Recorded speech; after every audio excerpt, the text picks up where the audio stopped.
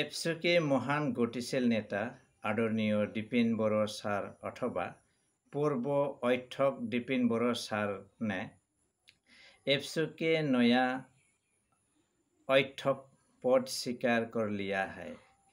उन्होंने एप्सु के अध्यक्ष के रूप में रोना स्वीकार कर लिया है।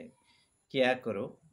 दोबारा उन्होंने बोडो समाज की सेवा करने का निर्णय लिया है। हम सुनने के लिए आइए। और नतुन नेतृत्व নতুন প্ৰজন্মক দায়িত্ব দিব লাগে। তৎসত্ত্বেও প্ৰতিনিধি সভাই চূড়ান্ত সিদ্ধান্ত চূড়ান্ত ৰায় নিখিল বড়ো ছাত্ৰ সন্থাৰ সভাপতি ৰূপে মোক দায়িত্ব অৰ্পণ কৰিছে। সাধাৰণ সম্পাদক ৰূপে ফণীন্দ্ৰ বসুমতাৰীক দায়িত্ব অৰ্পণ কৰিছে। উপসভাপতি আমাৰ খৰন্দা ৱাৰী, আমাৰ উমেশ দৈমাৰী, সহকাৰী সাধাৰণ সম্পাদক দীনেশ ব্ৰহ্ম, স্পীকাৰ অবিন নাৰ্জাৰী আৰু আমাৰ ২৭জনীয়া টিম। মই প্ৰতিনিধি সভাক ধন্যবাদ জনাইছো, দুখেৰে ধন্যবাদ জনাইছো মই, কাৰণ জাতিটোৰ কাৰণে সকলোৱে আগুৱাই যাব লাগিব। শুভাকাংক্ষী সকলে মোক প্ৰশ্ন সোধে, মোৰ উপলব্ধি এইটোৱে কয় যে আচলতে আপুনি দায়িত্ব এৰিব বিচৰা নাই না সংগঠনে আপোনাক দায়িত্ব পৰা এৰি দিয়া নাই। এই কথাটো মই উত্তৰ দিবলৈ যাওঁ মনত দুখ লাগে।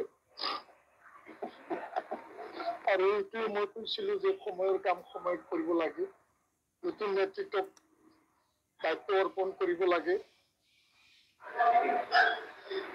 আৰু সদশেষত মই মোৰ অন্তৰক বুজিছো আৰু মই এইটোৱে শুনিলো অন্তৰৰ পৰা,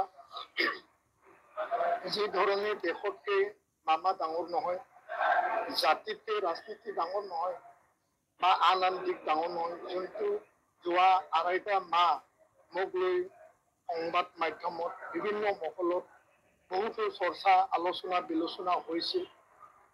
সংগঠন এৰি অকল ৰাজনীতিয়ে কৰিব লাগে, ৰাজনীতিয়ে একমাত্ৰ উদ্দেশ্য তেনেকুৱা নাছিল বা নহয়।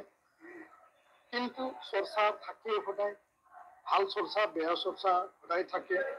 শুভাকাংক্ষী সকলে মোক বিচাৰিছিল আৰু অঞ্চলৰ ৰাইজে মোক বিচাৰিছিল সমাজখনৰ অঞ্চলখনৰ কাম কৰিবৰ কাৰণে, আৰু জিলাখনৰ ৰাইজে মোক বিচাৰিছিল, বিটিয়াৰবাসী ৰাইজে বিচাৰিছিল। এতিয়া মই জাতীয় সংগঠনত জাতীয়সত্তা, জাতীয়তাবাদ আৰু জাতীয় স্বাভিমানক আগুৱাই নি উপেন ব্ৰহ্মৰ যি এটা আদৰ্শ জীয়াই থাকক, জীয়াই থাকিবলৈ দিয়ক, ঈশ্বৰদেৱৰ বড়ো জাতিক এটা পূৰ্ণাংগ জাতি, উন্নত জাতি, এটা মহান জাতি হিচাপে উপেন ব্ৰহ্মৰ যি এটা সপোন, যি বাস্তৱত ৰূপায়িত কৰিব লাগে, তাৰ কাৰণে মই নিষ্ঠা সহকাৰে কাম কৰি যাম। যিহেতু মোক দায়িত্ব অৰ্পণ কৰিছো, আজিৰ পৰা কোনো ৰাজনীতিক বাতাবৰণ চৰ্চা পৰিচৰ্চা এনেকুৱা আৰু কোনো কথা নাই। জাতিৰ স্বাৰ্থত জাতিৰ হকে কাম কৰি যাম।